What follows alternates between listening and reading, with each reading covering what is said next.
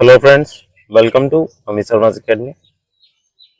ये जो आपको क्वेश्चंस दिख रहे हैं, ये अभी आपके रिसेंट एग्जाम हुआ था पीपीएससी टीआरई 3.0। तो ये आपके क्वेश्चंस जो हैं वो आए हुए हैं, ठीक है। तो इसका मैं अभी आपको आगे वीडियो जो भी आपकी आएगी, पूरा वीडियो देखिएगा प्लीज़। इसमें आपको मैं बताऊंगा कि इसका सोर्स क्या है और ये किस बुक से आपको पढ़ना चाहिए। टीआरई 4 के लिए भी आपके लिए इम्पोर्टेंट रहेगी, ठीक है। तो ये मैं आपको सोर्स बताने वाला हूँ और ये मैं बताऊंगा कि किस तरीके से आपको पढ़ना चाहिए, ठीक है। तो ये क्वेश्चन है आपके जीएस वाले जो सेक्शन से आते हैं ज्योग्राफी के, ठीक है। ये 6 to 8 का आपका ज्योग्राफी वाला है पोर्शन। तो मैंने क्वेश्चन जो है आपका सीक्वेंस वाइज लगाया हुआ है, तो आप सभी वीडियोस देखिएगा, ठीक है। मैं इसके बाद भी वीडियोस लाऊंगा। आपका पीआरटी का जो आपका जियोग्राफी का आता है, काफ़ी अच्छा पोर्शन उसमें आता है। लगभग 27 क्वेश्चन पूछे जाते हैं, ठीक है।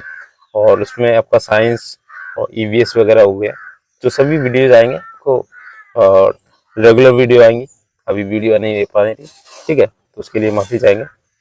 और ये आपका जो टीआरई 4 होने वाला है, तो अभी से आप इसकी प्रिपरेशन स्टार्ट कर दीजिए। अगर आपके नंबर कम आते हैं या जो भी है, आपका फाइनल आंसर की ये भी आने को है 6 to 8 का। वैसे पीआरटी का तो आ गया, उसमें एक क्वेश्चन डिलीट किया गया, बाकी 2 से 3 क्वेश्चन के आंसर चेंज किए गए। अब देखते हैं इसमें आपका जो 6 to 8 का आंसर क्या आता है फाइनल वाला, तो उसमें कितने आंसर्स को चेंज किया जाता है या डिलीट किया जाता है। तो डिलीट तो होगा नहीं, वैसे आपका आंसर चेंज किए जाएंगे। तो चलिए वीडियो स्टार्ट करते हैं। और वीडियो अच्छी लगी तो प्लीज़ फ्रेंड्स के साथ शेयर कीजिएगा और चैनल को सब्सक्राइब जरूर कीजिएगा, क्योंकि आपको ऐसा कंटेंट कहीं नहीं मिलेगा, ठीक है। और ये ऐसे वीडियोस मैं आपके लिए लाता रहता हूँ, ठीक है। आप प्लेलिस्ट में जाके देख लीजिएगा, वहाँ पे आपका टीआरई जो 2.0 और 3.0 हुआ था, ठीक है, तो उसके क्वेश्चन जो आए थे, मैंने पूरा एनालिसिस किया हुआ है। आप एक बार जाके जरूर देखिएगा, क्योंकि आपका TRE first second third in सभी के क्वेश्चन जो होते हैं वो कहीं ना कहीं रिपीट होते हैं या उसी चैप्टर से लिए जाते हैं, ठीक है। तो देखिए, पहला क्वेश्चन है, कौन सी नदी भारत और नेपाल के बीच सीमा बनाती है। तो देखिए, इसकी जो आप ऑप्शन नंबर सी बीपीएससी ने माना है, काली नदी और जिसे बोलते हैं शारदा नदी, ठीक है। तो ये आपका देखिए सोर्स क्या है। तो 9th 10th की आप एनसीईआरटी अगर पढ़ेंगे, 9th 11th की, तो उसमें भारत का भौतिक स्वरूप दिया हुआ है। ये 9th में चैप्टर भारत का भौतिक स्वरूप। तो यहाँ पे देखिएगा, एक पेज नंबर देखिए 11 नंबर है, भारत का भौतिक स्वरूप। काली तीस्ता नदी नेपाल हिमालय और तथा तीस्ता दिहांग नदी ये असम हिमालय को सीमांकन करती है। हिमालय के कुछ क्षेत्रीय नाम। तो देखिए, ये आपका जो टीआरई 2.0 हुआ था, शायद टीआरई 2.0 था या टीआरई 3.0, उसमें क्या था कि आपका पूछा गया था सतलज काली नदियों के बीच इसे हिमालय क्या बोलते हैं, या काली या तीस्ता नदी के बीच में जो हिमालय तो वो से क्या बोलते हैं। तो इस तरीके एक क्वेश्चन पूछा गया था, काली या तीस्ता, ये नेपाल वाला पूछा गया था, ठीक है। तो इसी में आपका देखिए, नेपाल की जो सीमा बनाएगी वो काली या तीस्ता नदी बनाएगी, ठीक है। तो 11 का मैं निकाला नहीं सोर्स, नहीं तो उसमें आपका काली नदी के बारे में काफी डिटेल में दिया गया था, ठीक है। तो ये मैंने क्लास 9 का निकाला है जो आपका सोर्स है, ठीक है। अगर आपके पास 11 की बुक हो तो उसमें देख लीजिएगा। और बाकी मैं आपको ये जो बुक्स हैं एनसीईआरटी की, वो आपको एनसीईआरटी की जो बुक्स हैं आपको टेलीग्राम के चैनल पे मिल जाएंगे आपको। आप चैनल पे विजिट जरूर कीजिएगा, डिस्क्रिप्शन में आपका लिंक दिया गया, आप टेलीग्राम चैनल ज्वाइन कीजिएगा। आंसर की वगैरह जो भी आपकी आती रहती है, उसकी लेटेस्ट अपडेट आपको मिलती रहेगी। नेक्स्ट क्वेश्चन देखते हैं।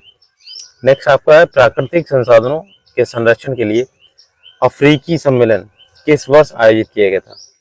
तो देखिए, ये एससीईआरटी से आया हुआ है क्वेश्चन, ठीक है। एससीईआरटी 10th की, एनसीईआरटी जितना आपके लिए इम्पोर्टेंट है, उतना ही ज़्यादा आपके लिए जो एससीईआरटी है वो भी इम्पोर्टेंट है, क्योंकि एससीईआरटी ना वो ज्योग्राफी आपका जो आता है वो उससे ज़्यादा पूछता है। एनसीईआरटी की बजाय आपका एससीईआरटी ज़्यादा पूछता है, ठीक है। अभी आप पीआरटी में देखिएगा, काफ़ी क्वेश्चन एससीईआरटी से पूछे गए, ठीक है। तो देखिएगा, ये आपका जो प्राकृतिक संसाधन का संरक्षण है, अफ्रीकी सम्मेलन, ये 1968 में आयोजित किया गया था। तो इसका सोर्स देखिए, क्लास 10th की जो NCERT है, तो यहाँ पाएंगे आप, ये देखिए आपका 69 नंबर पेज नंबर है। देखिए यहाँ पे लिखा हुआ है अंतर्राष्ट्रीय जो नियम है, इंटरनेशनल लॉज। देखिए वन्य जीव के संरक्षण के लिए 2 या 2 से अधिक राष्ट्र समूहों के द्वारा अंतर्राष्ट्रीय समझौते के अंतर्गत नियम तथा कानूनी प्रावधान बनाए गए हैं। प्राकृतिक संसाधनों के संरक्षण पर 1968 में अफ्रीकी कन्वेंशन, अंतर्राष्ट्रीय महत्व के वेटलैंड्स का कन्वेंशन जो रामसर कन्वेंशन होता है 1971, और विश्व प्राकृतिक एवं सांस्कृतिक धरोहर संरक्षण जो रक्षा अधिनियम है 1972 के अंतर्गत बनाए गए। तो देखिए आपका यहाँ पे साफ दिया गया प्राकृतिक संसाधन के संरक्षण पर 1968 में अफ्रीकी कन्वेंशन। ठीक है, तो ये आपका देखिए यहाँ पे जो 1972 में भी एक कन्वेंशन हुआ था, और ऐसे ही आपका राष्ट्रीय कानून है 1952 में हुआ था। ठीक है, भारतीय वन्य जीव बोर्ड वाला। तो इस तरीके से आपका ये चैप्टर इसलिए इम्पोर्टेंट हो जाता है। ठीक है, एक बार क्वेश्चन इसमें आ गया है तो आप थियरी 4 की अगर प्रिपरेशन कर रहे हैं तो अभी से इस जो क्वेश्चंस हैं जिस चैप्टर से आते हैं उसे मार्क कर लीजिएगा और उन्हें पढ़िएगा जरूर। नेक्स्ट क्वेश्चन आपका देखते हैं। नेक्स्ट आपका है मैग्नीज का। ठीक है, तो इसमें काफी लोगों को बोला था कि ये क्वेश्चन आपका जो ऑब्जेक्शन में जाना चाहिए, और कुछ लोगों की अभी होगा। देखिए मैग्नीज का उपयोग कहाँ किया जाता है, तो वैसे माचिस और फोटोग्राफी और बैटरी सभी में होता है। और ये आपका देखिए सोर्स जो है NCERT और SCERT क्लास 10th की ही बुक में, दोनों में। और ये इसमें आपका आंसर जो होगा BPSC ने उपरोक्त में से एक से अधिक माना है। ठीक है, तो चलिए दिखाते हैं आपका। NCERT का तो नहीं लिया है, आपका SCERT जो 10th की बुक है उसमें देख लीजिएगा। ये रहा आपका SCERT, सॉरी यहाँ पे, हाँ देखिए ये SCERT का मैग्नीज के बारे में बोला गया है। ठीक है, मैग्नीज इसका जो उपयोग होता है शुष्क बैटरियों के निर्माण है। ठीक है, यहाँ पे बैटरी दिए गए, मैंने यहाँ पे हाईलाइट नहीं किया। शुष्क बैटरियों के निर्माण में, फोटोग्राफी, चमड़ा, माचिस उद्योग में भी होता है। और साथ ही इसका उपयोग पेंट, कीटनाशक दवाओं के बनाने में किया जाता है। और भारत में कुल जो आपका है 85% मैग्नीज का उपयोग मिश्र धातु के बनाने में किया जाता है। तो देखिए 1 टन इस्पात बनाने में लगभग 10 किलोग्राम मैग्नीज का उपयोग होता है। तो इस तरीके से ये जो आपके, क्या आप जानते हैं, तो ये क्वेश्चन आपके लिए काफी इंपॉर्टेंट हो जाते हैं। ठीक है, ऐसे ही पूछ लिए जाते हैं। और ये देखिए विश्व में इसका जो स्थान है वो आपका तीसरा है जो मैग्नीज का है। ठीक है, तो ये इसीलिए काफी इंपॉर्टेंट है, पूरा मैग्नीज के बारे में दिया गया है। और ये SCERT का है 10th का। ठीक है, NCERT में भी दिया गया आपका, उसमें हालांकि ये ऑप्शंस नहीं दिए गए इसलिए मैंने वो सोर्स नहीं लिया। नेक्स्ट आपका क्वेश्चन है, भारत में पानी का सर्वाधिक उपयोग किस प्रयोजन के लिए किया जाता है। तो देखिए सबसे ज्यादा जो प्रयोजन आपका है वो सिंचाई के रूप में होता है, इरिगेशन जो होती है सिंचाई में। ठीक है, तो ये आपका देखिए क्लास 12th की जल संसाधन नामक चैप्टर है। ठीक है, उसमें से लिया गया है।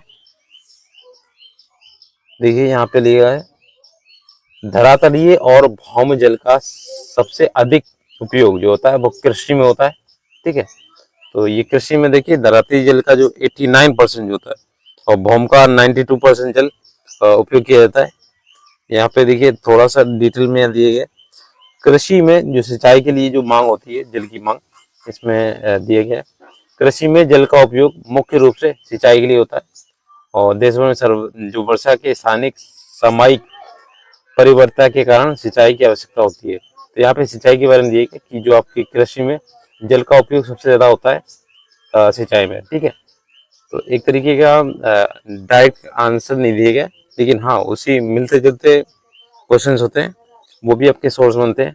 ठीक है, तो ये आपके जल संसाधन जो आपका क्लास 12th का जल संसाधन, ठीक है, वही चैप्टर है आपका, ये आपका वहां से लिएगा। नेक्स्ट देखते हैं, क्वेश्चन नंबर 64 है बिहार दिवस। तो ये आपका देखिए बिहार दिवस तो आपको सभी को पता होगा, और बाकी ये आपका SCERT क्लास 7th में सोर्स दिया गया, और आपका जो स्टैंडर्ड बुक होंगी ये तो आपकी NCERT SCERT होगी। बाकी आप जैसे पढ़ते होंगे बिहार एक परिचय वगैरह इस तरीके से एडिटोरिया की बुक आती है, उसमें तो साफ दिया गया होता है। तो बिहार दिवस जो होता है आपका 22 मार्च को बंगाल प्रेसिडेंसी से अलग होने के उपलक्ष्य में ये दिवस मनाया जाने लगा था। ठीक है, तो यहाँ पे देखिएगा इसका सोर्स जो है, यहाँ देखिए 22 मार्च 1912 में बिहार राज्य की स्थापना हुई थी। इसी दिन को बिहार दिवस के रूप में प्रतिवर्ष मनाया जाता है। ठीक है, क्योंकि ये बंगाल प्रेसिडेंसी से अलग हुआ था 22 मार्च को, तो एक बिहार राज्य बना था, स्वतंत्र बिहार राज्य, तो उस दिन से ये मनाया जाने लगा। ये आपका सोर्स है 74 नंबर पेज नंबर है। ठीक है, और SCRT 7th है, क्लास 7th है, मैंने चैप्टर नहीं लिखा है इसमें। ठीक है, तो ये आपका बिहार परिचय है।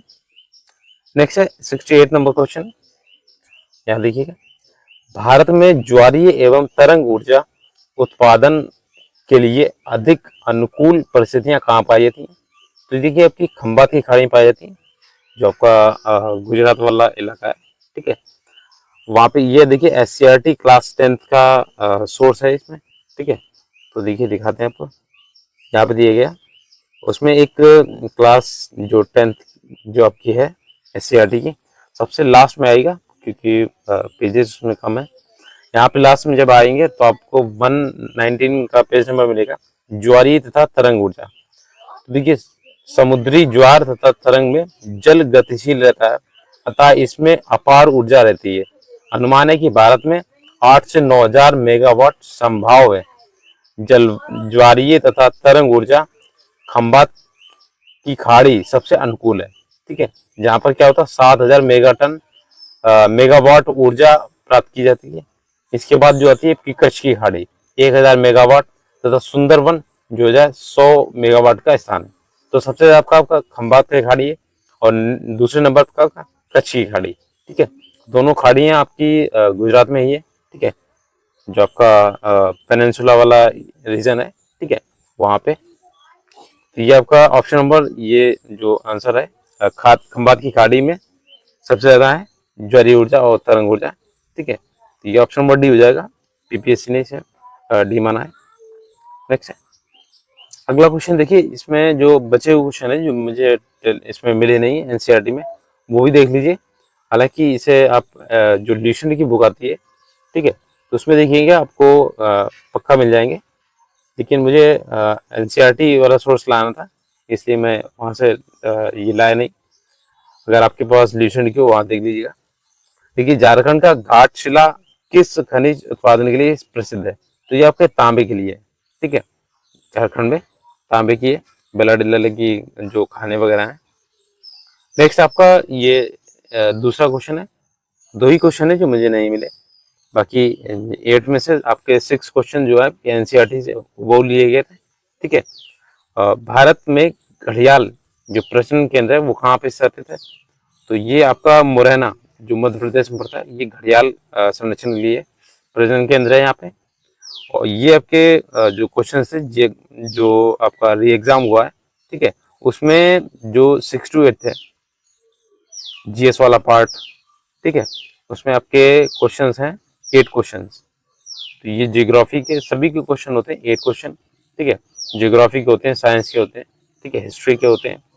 तो ये आपके 8 क्वेश्चन है, मैंने पूरे करा दिए। और जो बचे हुए हैं आपके हिस्ट्री के और मैंने साइंस के भी करा दिए, आप वीडियो देख लीजिएगा। ठीक है, पिछले वीडियो। और आपसे रेगुलर आपको वीडियोस मिलेगी, TRE 4 के लिए भी मिलेगी। ठीक है, तो अगर आप प्रिपरेशन करना चाहते हैं फ्री ऑफ कॉस्ट, ठीक है, तो चैनल को सब्सक्राइब जरूर कीजिएगा और ऐसी ही वीडियोस आपको चैनल पे मिलती रहेंगी। ठीक है, जो NCERT सोर्स वगैरह जहाँ से लिए गए, और मैं NCERT की सीरीज चलाने वाला हूँ, जहाँ से ये जो आपके इम्पोर्टेंट जो आपके चैप्टर्स हैं उसके लिए तो अलग से इसकी प्लेलिस्ट बना दी जाएगी। बाकी आप चैनल पे विजिट कीजिएगा, काफ़ी प्लेलिस्ट बनी हुई है। ठीक है, उसमें आपका NCERT सोर्स दिया गया है और आपका जो बुक्स आती हैं स्टैंडर्ड बुक्स उसके बारे में दिया गया है। तो अगर वीडियो अच्छा लगा हो प्लीज़ शेयर कीजिएगा फ्रेंड्स के साथ। Thanks for watching.